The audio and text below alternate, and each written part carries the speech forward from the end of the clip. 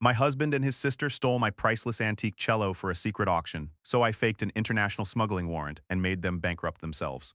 I'm 34 years old. I am a classically trained cellist and an apprentice conservator of historical string instruments. My world is governed by acoustics, centuries-old varnishes, and the breathtaking history of European craftsmanship. When my elderly mentor passed away 5 years ago, he left me the crown jewel of his private collection. It was not a house or a stock portfolio. It was a flawless late 18th century Venetian cello. The instrument is a breathtaking piece of musical history constructed by a legendary Italian luthier. It is practically irreplaceable. During my most recent insurance appraisal, the conservancy valued the cello at exactly $2,400,000. My husband, Julian, despised the instrument. Julian is an aggressive wealth manager. He looks at the world exclusively through the lens of profit margins and quarterly yields. He constantly complained that keeping a multi-million-dollar asset locked in a climate-controlled vault in our home was an act of profound financial negligence. Adding fuel to the fire was Julian's older sister, Beatrice. Beatrice is a cutthroat, highly unethical private art broker who caters to wealthy foreign buyers. She operates in the gray markets of the art world, arranging secretive, unlisted auctions. Beatrice had been salivating over my cello for years, begging me to let her consign it so she could pocket an astronomical broker's fee. I told them both, repeatedly and firmly, that the instrument was a piece of heritage, not a commodity. It would never be sold. I thought my absolute refusal settled the matter. I was dreadfully naive. 3 weeks ago, I departed for a highly prestigious 14-day chamber music residency nestled deep in the mountains. Because the mountain climate is notoriously harsh on antique wood, I left the Venetian cello safely secured in our home vault and traveled with my modern performance instrument. The residency was intense, but we concluded our final recording sessions a full 3 days ahead of schedule. Exhausted but fulfilled, I rented a car and drove back to our city without alerting Julian. I simply wanted to slip into a warm bath and surprise him over dinner. I arrived at our townhouse on a rainy Tuesday afternoon. Julian was at his firm. I went straight to my studio to unpack my gear. Out of sheer habit, I glanced toward the reinforced glass of the climate-controlled vault. It was empty. A wave of pure, icy dread washed over my chest. The heavy carbon fiber travel case was gone. I did not scream. I did not immediately dial the police. I walked over to Julian's polished oak desk in the corner of the study. He is a meticulous man prone to keeping physical records of his transactions.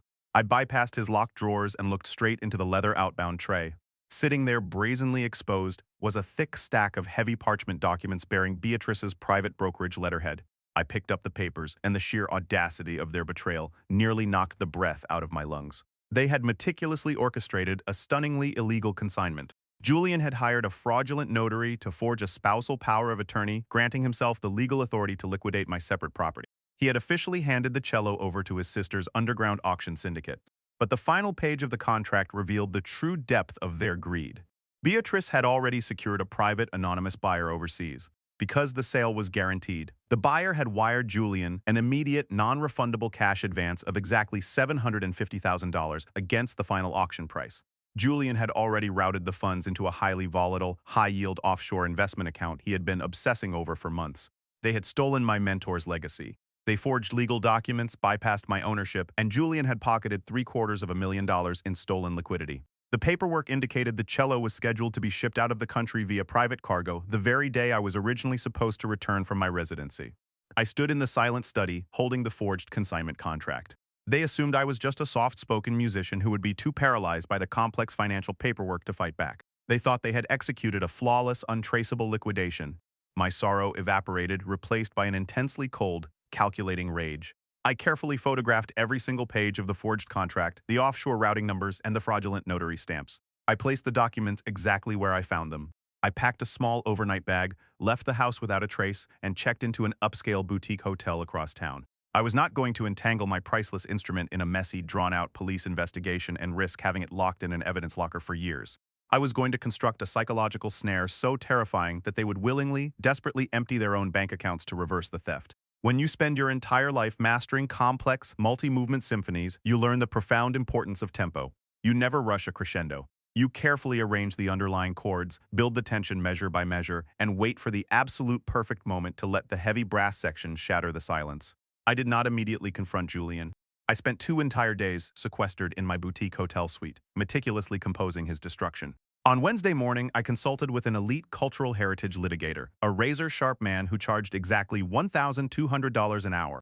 I placed the high-resolution photographs of the forged consignment contract and the offshore banking routing numbers on his glass desk. He adjusted his spectacles, read through the fraudulent paperwork, and let out a long, heavy exhale. He informed me that Julian and Beatrice had orchestrated a staggering array of federal crimes. By forging a spousal power of attorney to liquidate a multi-million-dollar antiquity and routing an illicit cash advance overseas, they had committed massive wire fraud, grand larceny, and the interstate transport of stolen cultural property. My attorney reached for his desk phone, offering to have the federal authorities arrest my husband at his wealth management firm before his afternoon meetings. I gently pressed my hand over the receiver, shaking my head. I explained that a messy federal raid would result in my priceless Venetian cello being locked inside a dusty, unregulated government evidence warehouse for exactly 5 to 10 years while the courts untangled the mess. I did not want my instrument trapped in legal limbo. I wanted my husband to willingly, frantically rip up his own stolen contract. I wanted to watch his arrogant sister's underground syndicate completely implode. My attorney listened to my strategy, a slow, incredibly dark smile spreading across his face. He called it an absolute masterpiece of psychological warfare. Because I frequently travel internationally with rare antique instruments, I am deeply familiar with the terrifying labyrinthine regulations of the United States Department of the Treasury and their Office of Foreign Assets Control. I know exactly what their classified indictments look like, complete with the heavy blue government seals and the uncompromising apocalyptic legal phrasing used to crush international smuggling rings. I returned to my hotel room, opened my laptop, and spent exactly 10 uninterrupted hours drafting a flawless 80-page classified federal indictment. The fabricated document outlined a catastrophic international crisis. It claimed that the anonymous foreign buyer Beatrice had secured for my cello was actually a globally sanctioned, highly dangerous international arms dealer. The document declared that the United States government had been tracking this specific underground art syndicate for exactly 3 years, but the absolute lethal poison was buried directly on page 9. I drafted a highly specific clause stating that any individual who had recently signed a consignment contract with this syndicate or accepted a cash wire transfer from the sanctioned buyer was immediately classified as an active financier of global terrorism. The fake mandate explicitly stated that the Treasury Department was issuing an immediate, undischargeable financial penalty of exactly $35 million against the legal signatories. Furthermore, it declared that anyone attached to that specific $750,000 cash advance would face a mandatory minimum sentence of exactly 50 years in a federal super-maximum penitentiary for treasonous sanctions evasion. It was an inescapable, profoundly terrifying snare. I printed the massive stack of paper, bound it in a heavy blue government classification folder, and initiated the performance. On Thursday evening, exactly when I was originally scheduled to return from the mountains, I arrived at our townhouse. I had deliberately wrinkled my clothes, rubbed a fine layer of rosin dust into my sleeves, and forced my eyes to remain wide and intensely frantic. I unlocked the front door. Julian was sitting in his leather reading chair sipping an expensive glass of scotch, entirely prepared to play the role of the loving, unsuspecting husband. I did not even look at him. I stumbled into the study, let the heavy blue folder crash onto his polished oak desk, and collapsed onto the sofa, burying my face in my trembling hands. Julian set his scotch down, his brow furrowing in irritation. He asked me what on earth was wrong. Julian. I whispered, letting a fake, agonizing sob completely wreck my voice. The cello is gone. Everything is entirely destroyed. His confident posture stiffened. He casually asked what I meant, feigning complete innocence. I looked up at him, forcing my expression into a mask of pure terror. I told him that agents from Homeland Security had just detained me at the airport. I told him they had completely seized the Venetian cello because the underground broker who listed it was actually a front for a globally sanctioned arms dealer. Julian blinked rapidly, entirely unable to process the scale of the fabrication. And then, I unleashed the final, devastating chord. The most horrifying part, I gasped, clutching my chest, is the terrorism financing liability. The federal agents told me that whoever legally authorized the consignment and accepted the cash advance is going to be permanently ruined. They are issuing a mandatory treason fine of exactly $35 million. And because the government thinks I signed the contract, the federal prosecutors are going to send me to a super maximum penitentiary for 50 entire years. I watched the realization strike him with the force of a physical blow. The blood entirely drained from his face. His skin turned the color of wet ash. He realized in that exact horrifying fraction of a second that he had voluntarily forged a power of attorney to transfer a sanctioned asset directly into his own name. He realized that by pocketing that $750,000 cash advance, he had just legally signed himself up for 50 years in federal prison as a financier of global terrorism. He did not rush to my side. He did not offer a single word of comfort. He stumbled backward, nearly knocking over his heavy reading chair. He muttered that his heart was palpitating and he needed a glass of water immediately. He practically sprinted down the hallway, slammed the heavy door to the guest bathroom, and threw the deadbolt. I stood up from the sofa, my manufactured tears vanishing instantly. I walked silently across the hardwood floor and pressed my ear against the painted mahogany door. Julian was hyperventilating so violently he was practically choking. He had immediately dialed Beatrice. "Beatrice, we are completely dead." Julian hissed, his voice cracking with absolute panic. "The federal government seized the cello.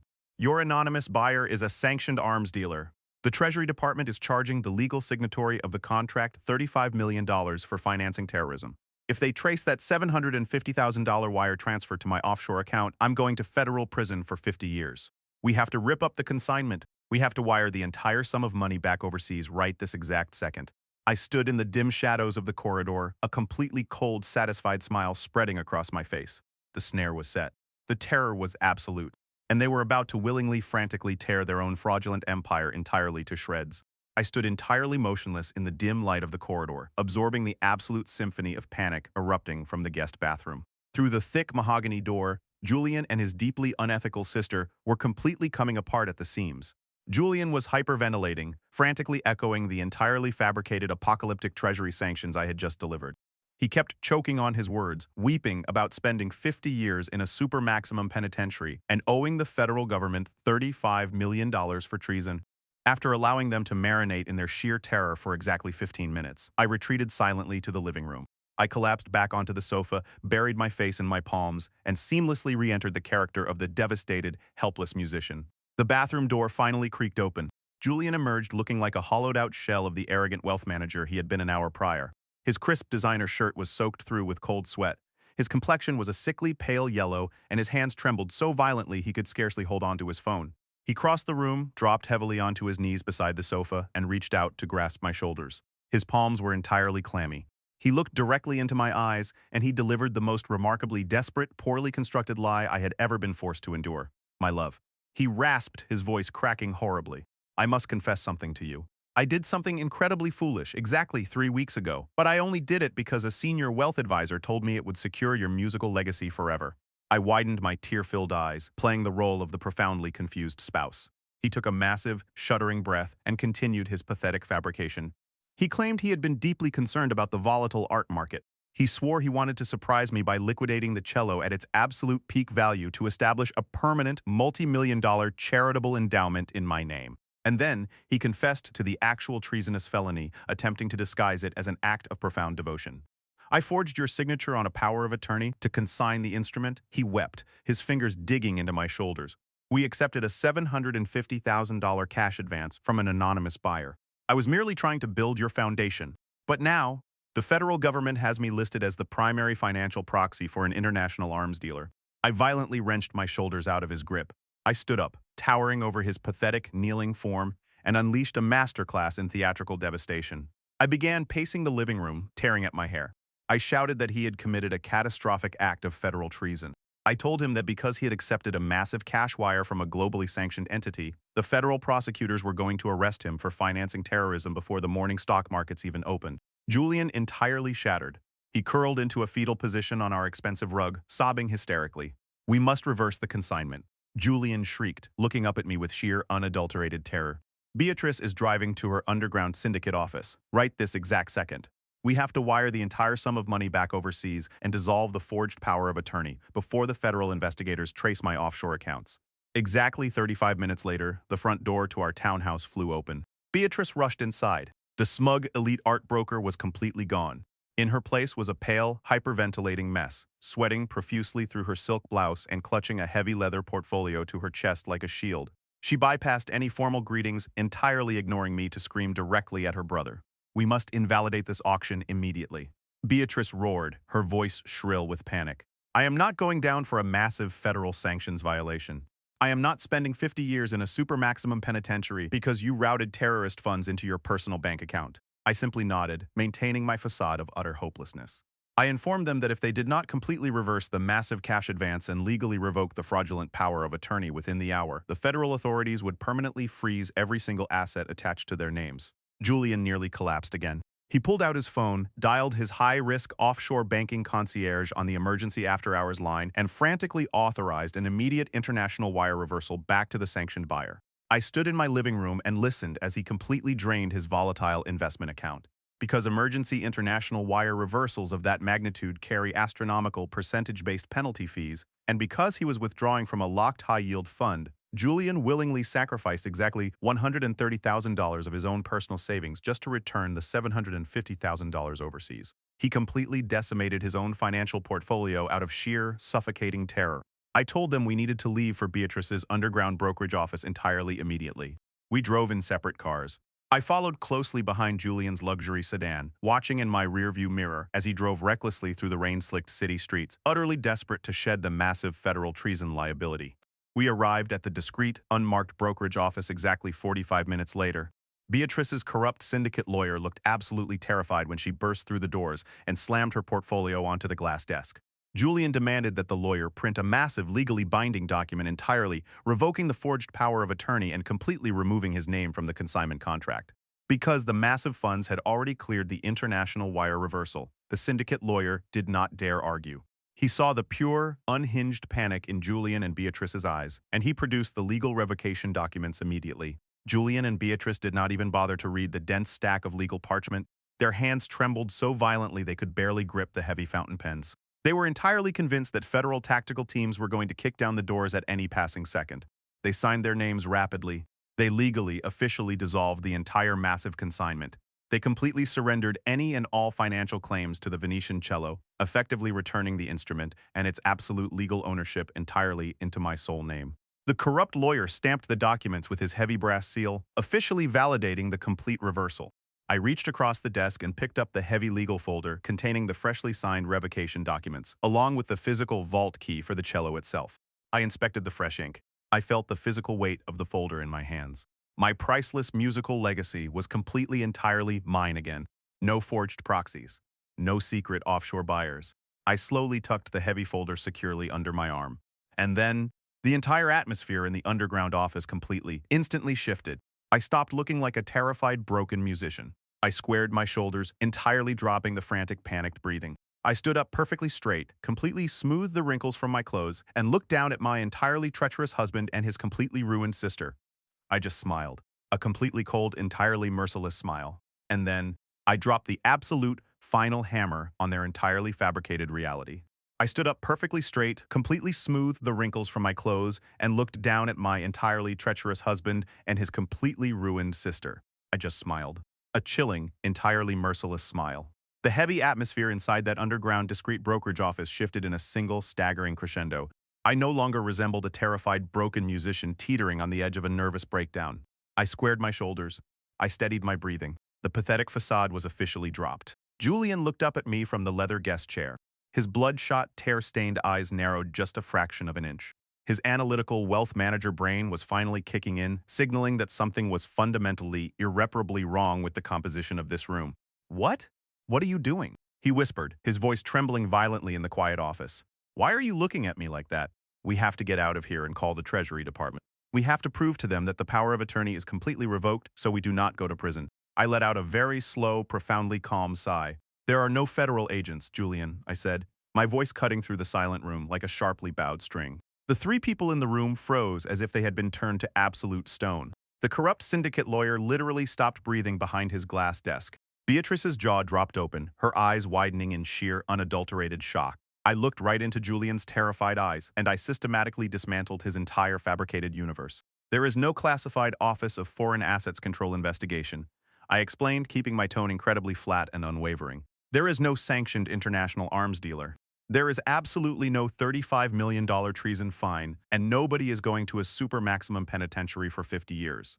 I orchestrated the entire mandate from thin air." Julian stopped breathing. He stared at me, utterly unable to process the staggering truth rolling off my tongue. I tapped the heavy legal folder containing the freshly signed revocation documents securely tucked under my arm. "I am a conservator of history," I told him, my voice dripping with profound disgust. "Did you honestly, truly believe you could secretly forge my signature on a spousal power of attorney, leverage my priceless antiquity for a $750,000 cash advance, wire the money to an offshore account, and I would just stay in the mountains and remain blissfully ignorant? I found the consignment contract in your outbound tray on Tuesday afternoon. I saw the forged signatures. I traced the international banking route." Julian started stammering uncontrollably. His face morphed into a violent, sickening shade of crimson. The realization of what I had just orchestrated slammed into his arrogant brain. He realized I had just legally tricked him into wiring $750,000 back to an overseas buyer, paying an astronomical $130,000 wire penalty fee entirely out of his own depleted investment funds, and willingly tearing up his own fraudulent auction contract. He lunged forward, screaming like a wounded animal. He reached across the glass desk, desperately trying to snatch the heavy legal folder right out from under my arm. "You set us up," Julian roared, his voice cracking with undeniable rage. "You are a profoundly sick, twisted monster. That was a legally binding art consignment. Give those revocation papers back right this exact second." I easily stepped back, keeping entirely out of his frantic reach. "No," I said quietly. "It was a staggering felony-level financial crime. You forged legal proxies. You committed massive grand larceny and wire fraud. And because you were in such a profoundly blind, terrifying panic over a phantom, you just legally signed away every single shred of the multi-million-dollar asset you thought you had stolen." I shifted my gaze directly to the deeply uncomfortable, sweating syndicate lawyer. "And if any of you attempt to fight me on this," I said, making absolutely certain the corrupt lawyer heard my declaration, "I possess high-resolution photographs of the originally forged consignment agreements. I have the offshore wire transfer routing numbers. I have the fraudulent notary stamps. I will take every single piece of undeniable evidence straight to the district attorney and the real federal authorities, and I will make absolutely sure that all three of you actually go to a federal penitentiary for real." Beatrice let out this agonizing, blood-curdling groan.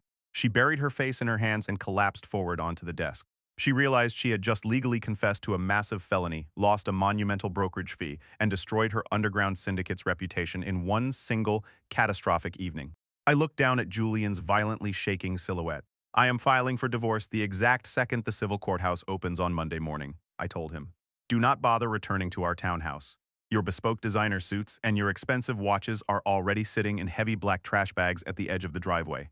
And if you ever, even for a single passing second, try to come after my cello or my personal savings in the settlement, I will make the felony wire fraud charges officially binding." I did not wait for his pathetic apologies. I did not listen to Beatrice's unhinged screaming. I turned on my heel, walked out of the underground office, retrieved my Venetian cello from their secure holding room using the vault key, got into my car, and drove away into the rainy night. The legal and personal fallout over the following 8 months was undeniably brutal for my treacherous husband and his arrogant sister. Because I held the absolute concrete proof of their staggering felony forgery, Julian did not dare fight me in the divorce proceedings.